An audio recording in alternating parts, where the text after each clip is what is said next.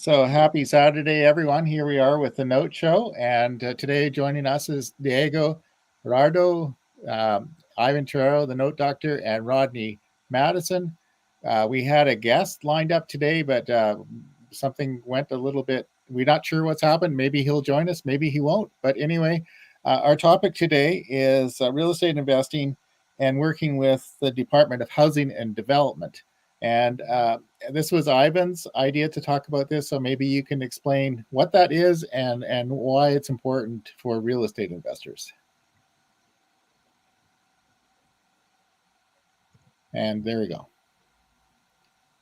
Are we still on? Yeah, we're live. Yeah. Because I don't see myself on this. Okay, I see myself now. Okay. Oh, there we go. Okay.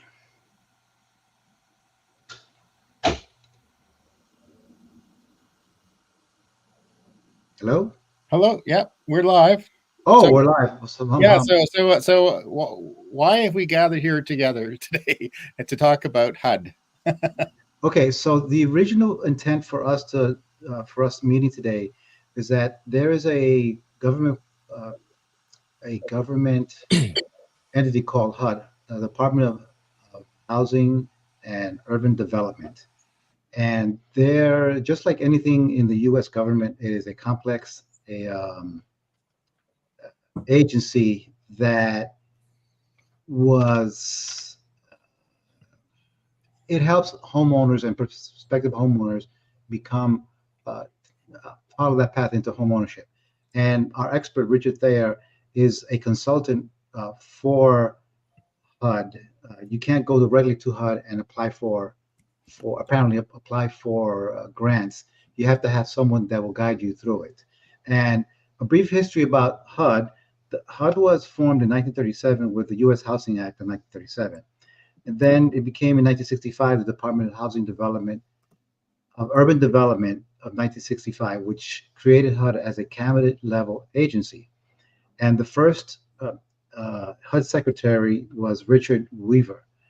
And just a bit of the background, in 1968, a lot of the cities in the U.S.,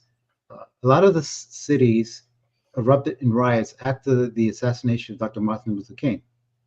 And there was an act signed back then, which is known as the Civil Rights Act of 1968, which is also known as the Fair Housing Act, which outlaws most housing discrimination and gave HUD the enforcement responsibility.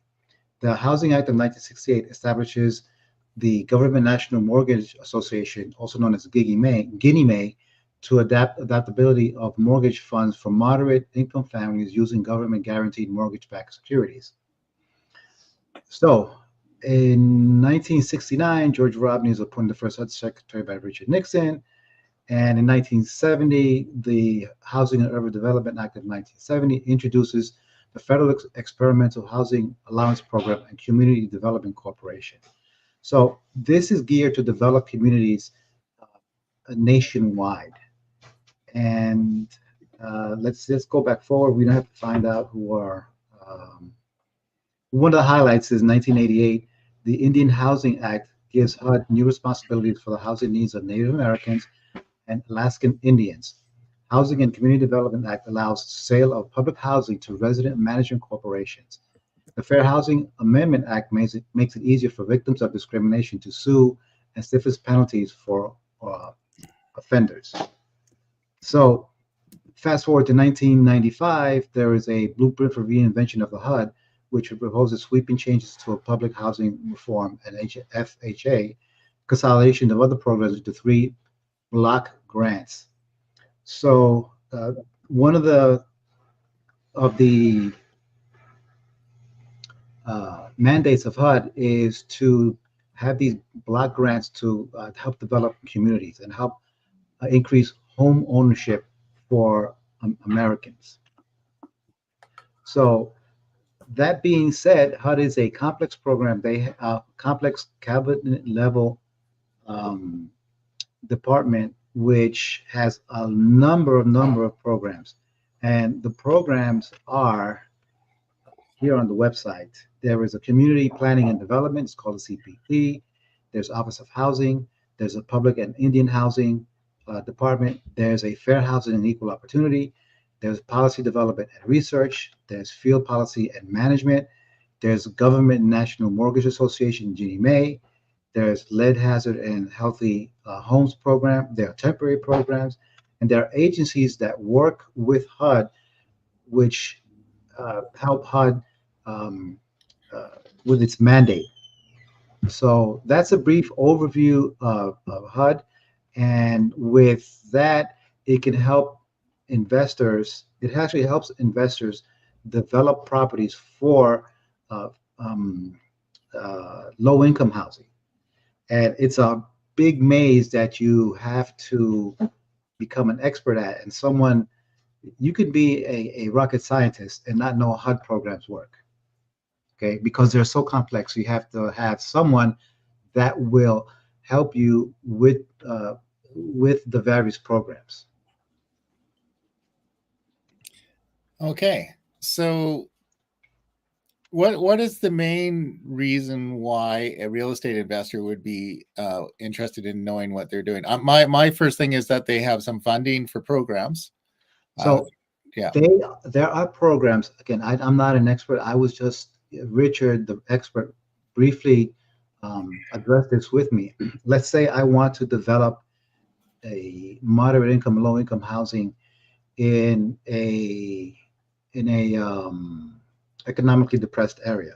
So there are programs, according to Richard, that HUD um, is a manager of, and they will give you the guidelines on how to develop these properties and actual help in the funding of these properties. Now, again, I don't know all the details, but this is what that's what I gathered from what Richard told me about the HUD programs. Again, it Okay. also helps people find houses. Apparently, HUD also has um, housing assistance for low income people. And that is, it could be avoiding foreclosure, buying a home, even home improvements. HUD even has homes for sale. There are HUD homes. There's also a program for senior citizens that HUD helps with. And HUD is also in charge of, in some way and somehow, which I don't know how, is homelessness. And there's a big component of HUD that helps with veterans. And on top of that, okay, there are programs in HUD that help some communities move from um, um, traditional what's the word I'm searching for? Moving towards more energy efficient um, Mhm. uh, generation. That will be either solar or windmills. Okay, and Geothermal. sorry. And geothermal. And Geothermal, that's the word I was searching for. Thank yeah. you. Thank you. So another part of the HUD program is that there's a actual section is called fairness, and part of that is called fair lending. And HUD is is in charge of making sure that the lenders are not discriminating against uh, people that have been historically disadvantaged. And discrimination in mortgage lending is again is prohibited by the Fair Housing Act. And HUD HUD's Office of Fair Housing and Equal Opportunity actively enforces these provisions of the law. The Fair Housing Act makes it unlawful to engage in the following practices based on race, color, national origin, religion, sex, familial status, or handicap or disability.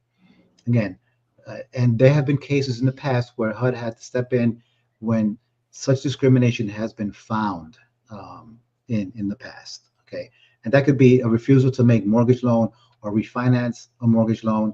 It could also be as redlining, which is that say you want to buy a house in a certain neighborhood, and the realtor and the mortgage loan officer will steer you away from that area based on their assumption or based on the whatever discriminatory act that they might find. Okay, and they also might refuse to provide sufficient information regarding the loans.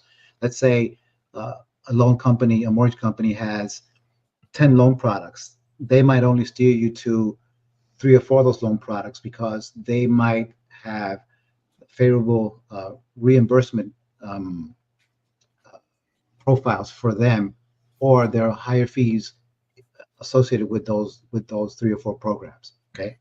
And again, they can impose different terms or conditions as a loan, such as different interest rates or fees, like I just mentioned.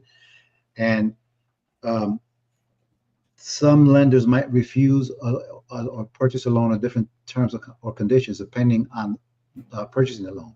Okay, so it's a myriad, it's a big corporation, government corporation, but I think from what I learned is that it is again very effective in what it does. It does, and it also helps persons with disabilities. Um, it can help persons with disabilities find housing with assistant animals. It also helps them with reasonable accommodations and guidance and modifications for such a dwelling, such dwelling. So it is again. There's also a department of rental assistance, which is called commonly known as Section 8. Now, Section 8 has gotten a bad rep in the past years because Section 8 has been associated with welfare programs and people that are on the lower socioeconomic status. But in reality, Section 8 really is a voucher program. And instead of, I think Section 8, they used to pay for the person's rent. Now it's a voucher program where the first of all, the house has to meet certain standards and it is investigated every year, I think. And the person who receives those vouchers has certain criteria that they have to meet before receiving those vouchers. So they have to be eligible, and it's determined the uh, by HUD based on the total annual gross income of the family and the family size, and it's only limited to U.S. citizens and in specific categories of non-citizens who have eligible immigration status. So in general, the family's income may not exceed 50% of the median income for the county or the metropolitan area in which the family chooses to live. So again, it has been rehabilitated, and actually there are real estate investors that actually prefer to invest uh, in areas that are Section 8 because you can actually lose that Section 8 of voucher, not only the tenant and the landlord.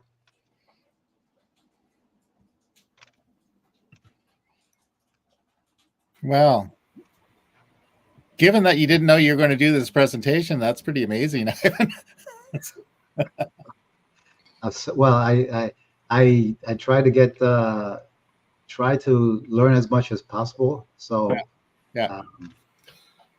anyway, that's what I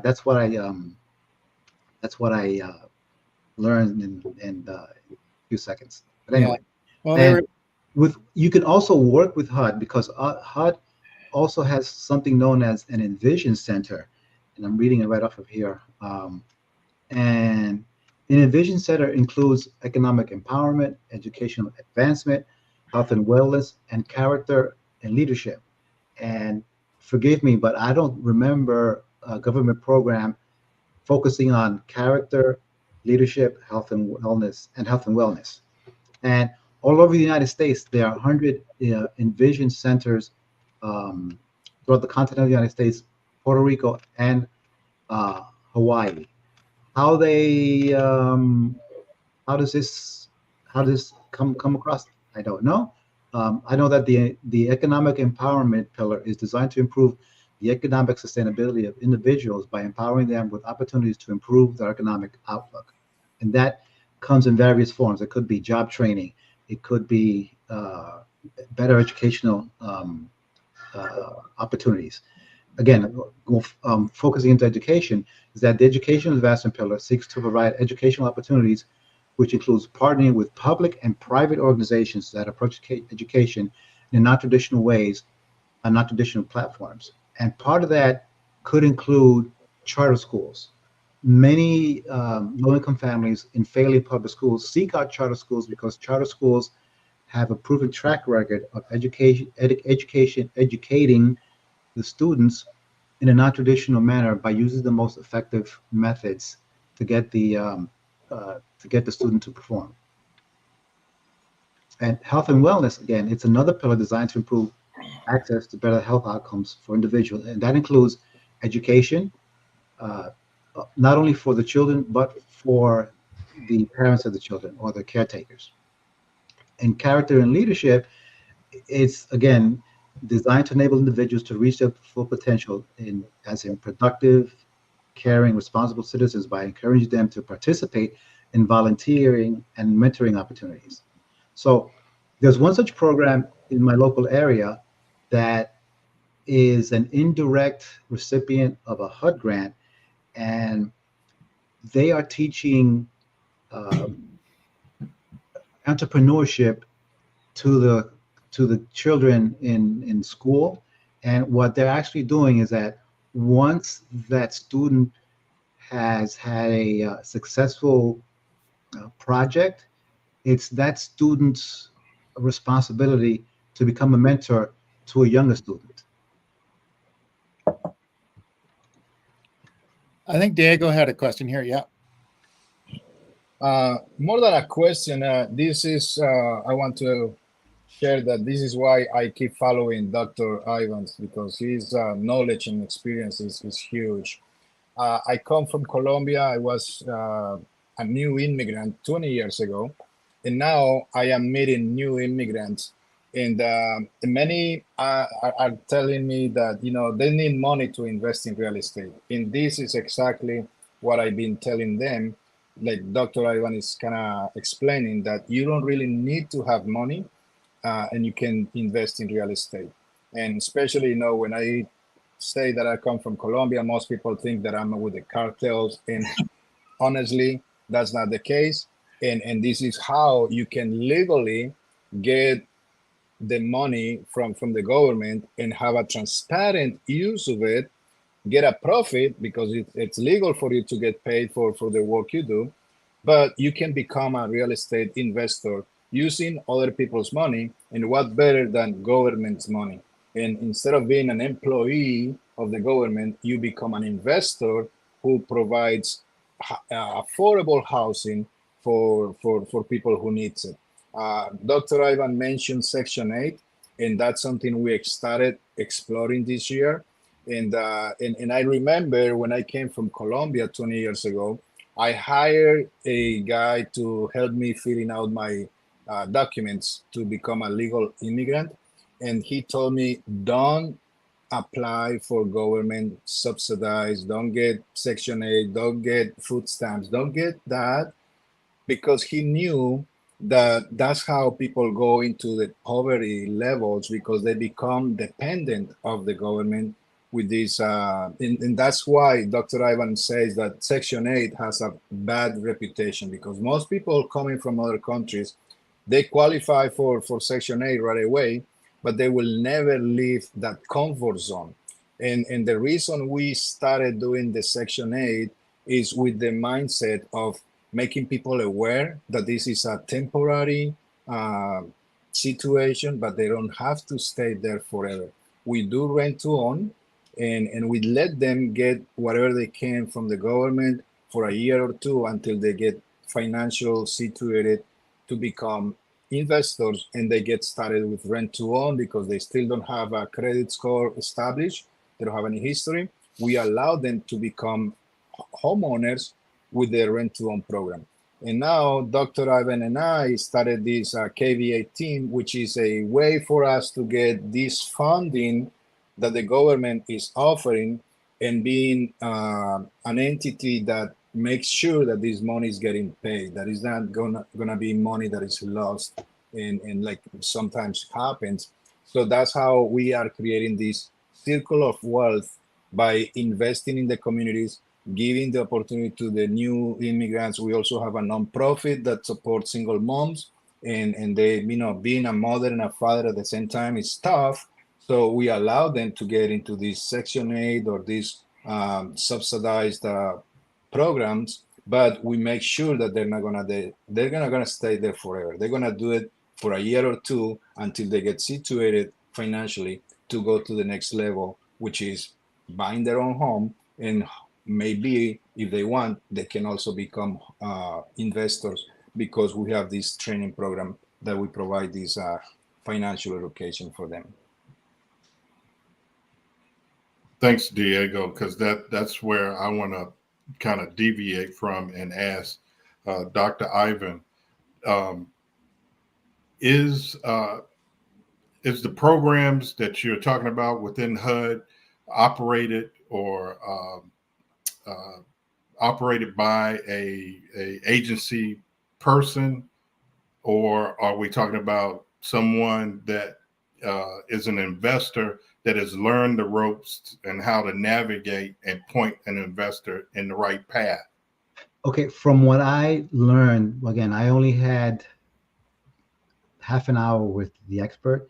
There are programs in HUD, again, don't quote me on this, that will actually partner with investors to develop certain areas. Okay, I may be wrong, but I wish the expert was here because he would tell you. Okay, there is a program that he spoke to me about, which is called Community Planning and Development, CPD. And what they do is they have two programs where they have grants, and you actually, and there's another one, of course, when you apply for a grant, because it's a government, you have to fill, cross your T's and dot your I's, make sure everything is copacetic, is correct. It's much harder to get a grant. However, if you have a plan, say to develop a community, let's say there is a lack of housing. Say you're in Maryland, correct, Yes. Rodney? Mm-hmm. Let's say in the foothills of Maryland, I don't know where, there's a lack of affordable housing. Let's say you have identified a piece of property or a property that needs improvement or a land that can be developed, Mm-hmm. and you have a plan to develop that. My understanding is that HUD will partner with you to develop that area. And after it is developed, according to my understanding, I may be wrong, is that they will help you um, find tenants via Section 8. See, because what HUD has been trying to do has been moving away from having the government build these properties, because as we know, government is not as efficient as a private individual or private companies. Partnering with private companies so that they can be more efficient in helping the communities. Okay. Okay. Um, there's a program called Capacity for Building Community Development and Affordable Housing, Section 4. There's a program called Community Development Block Grant Disaster Recovery Assistance. So this, you may or may not know of that. There was when Hurricane Katrina hit Louisiana way back when, there was this one. This is one of the HUD programs that helped them get out of the flooding. And this applied to individuals. And what individuals did, if I may be mistaken, is they got together and applied for the grant uh, to HUD. They formed a group, okay, and that was one of the ways that they would help to rebuild the houses. There's a community development block grants. There are community development block grants for insular areas. Um, there are block grants for states and small cities. Again, if here in Florida there are really small cities that lack um, housing, this is one of the programs that is used um, to provide grant to carry out a wide range of community development activities that directed towards neighborhood revitalization, economic development, improving community facilities and services. So, and then it has to meet objectives, just like any government program. It has to benefit low income and moderate income people. It has to aid in prevention or elimination of slums and blight, or meet certain urgent community development needs, as better sewer systems or better, whatever the community needs.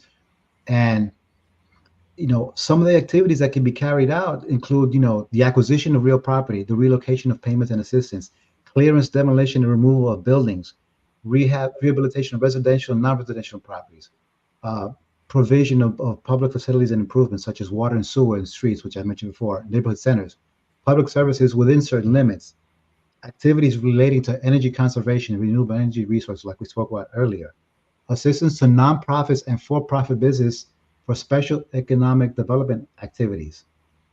So since 1981, each state was given the option to administer these block grant funds for its non-entitlement areas. And the option is exercised, I believe, don't quote me on it, I think it's renewed again the following year. Okay, so this is available in 49 states and in Puerto Rico to receive these grants. Okay, so this is a huge program. And there's also a community development block grant, which is Section 108 loan guarantee. And then again, this is how it helps them. Helps. It's a loan guarantee program, assistance for community and economic development. Okay. So again, because HUD is such a big entity in the government, you have to have an expert, which I am not, to help you navigate through all these things. And it's in their best interest to make sure these programs are funded so that uh, people are not dependent on the government.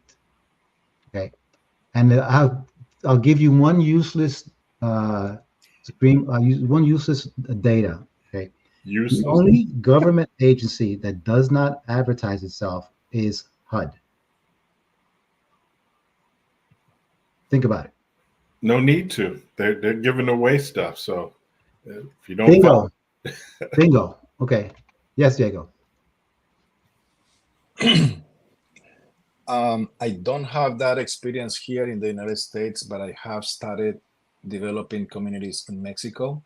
And it's basically what Dr. Ivan explained. It's the same copy and paste model. What the government is doing is they're giving this money as a subsidizing program to create affordable housing for low-income families, and especially this is oriented for informal business owners who are not receiving a W-2 income. They can't prove a source of income, or because they've just done in the entrepreneurial mindset, and they don't have a good credit history either. And so these programs are investing this money into the communities, but the government, because like Dr. Ivan said, they don't need that money to be paid back, but they need an entity that will control that money gets paid back.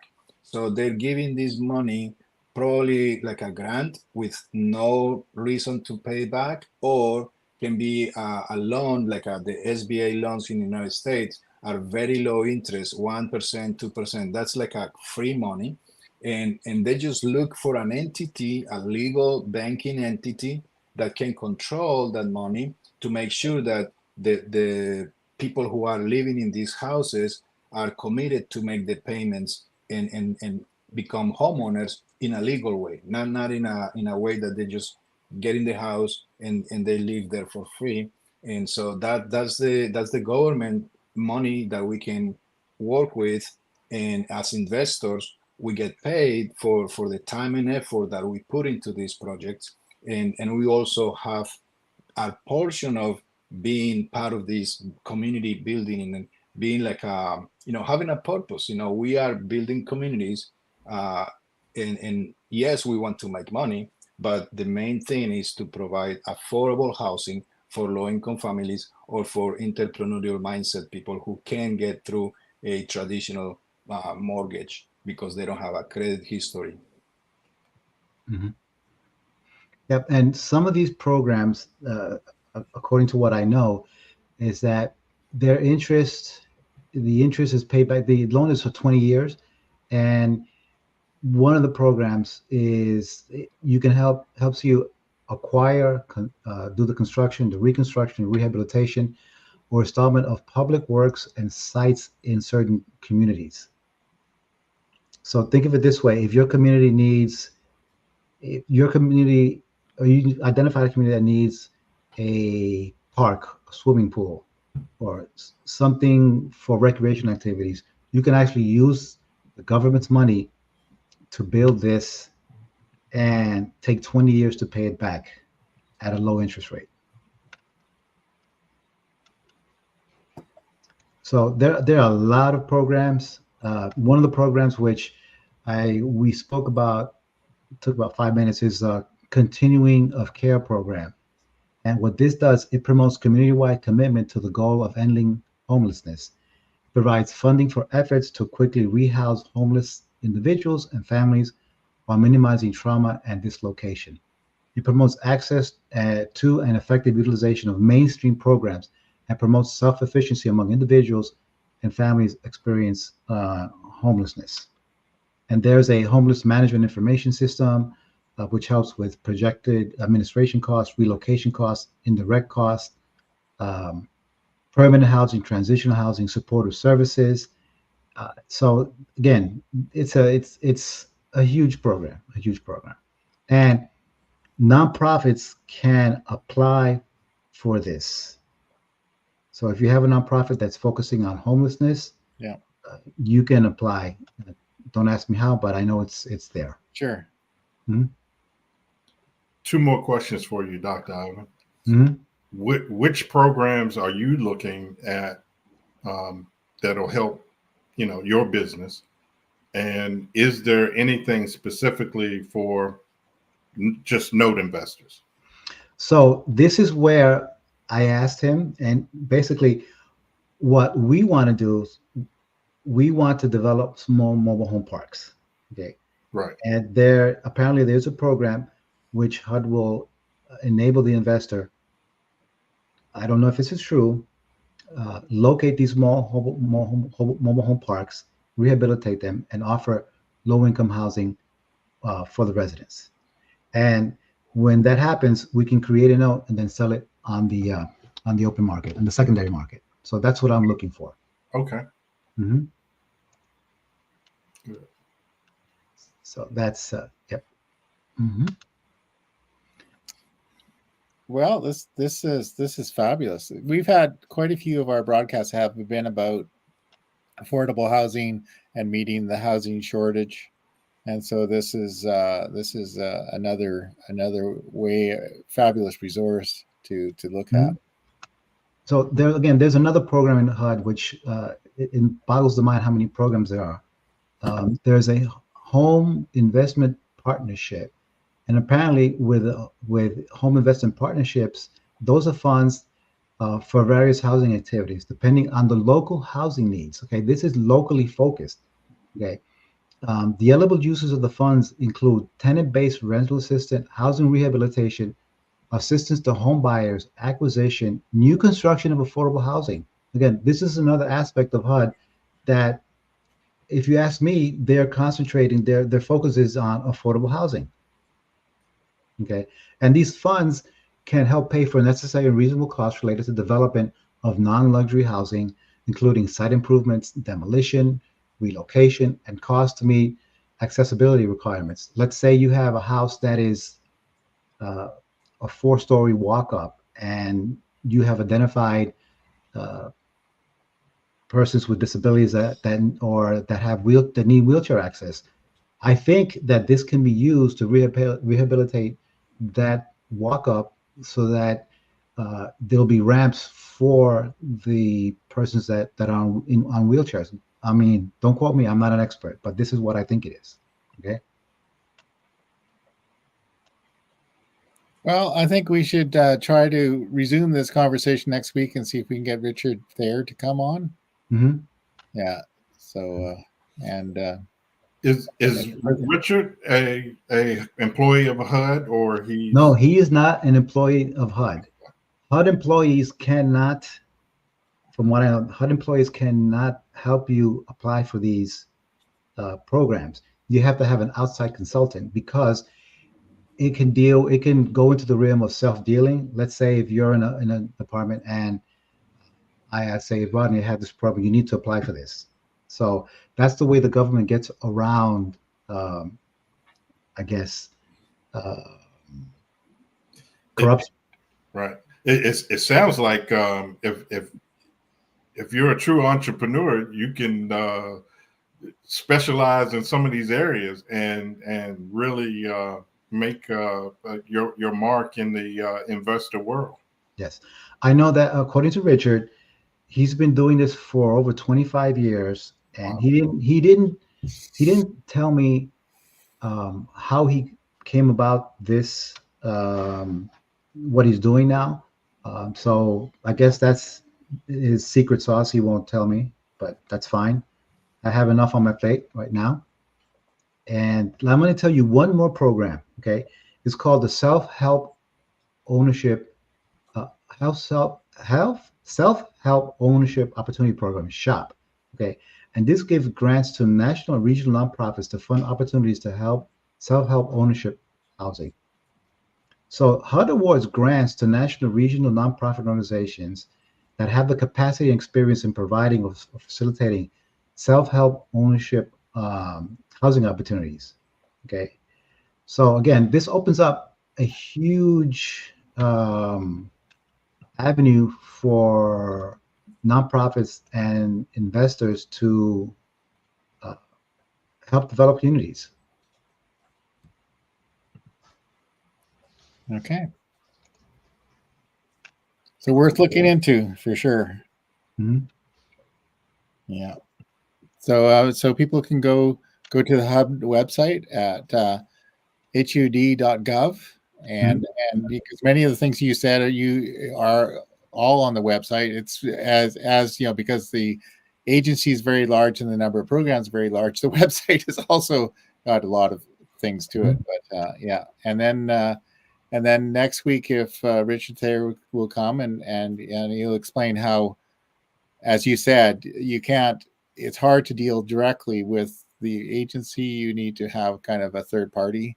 Yeah, so it should be a worthwhile discussion.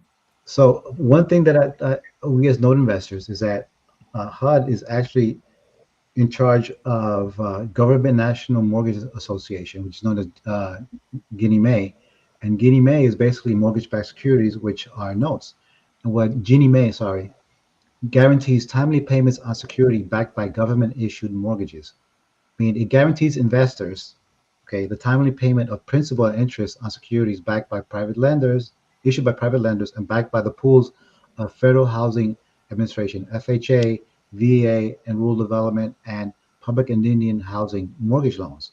So the full faith and credit guarantee of the U.S. government, it backs Ginnie Mae. You know, it places on those mortgage-backed securities, and which of course lowers the cost and maintains supply of mortgage financing for the government-backed loans. So, as you see, our government is involved in notes. So that's why I think if our government is involved in notes, I think everybody should have notes in their portfolio. Absolutely. And Greg, I also want to share with the audience here, Dr. Ivan and I are focused, like he said, on mobile homes and mobile home parks, especially if they are located in Arkansas or Georgia. We want to take a look of any projects, any properties.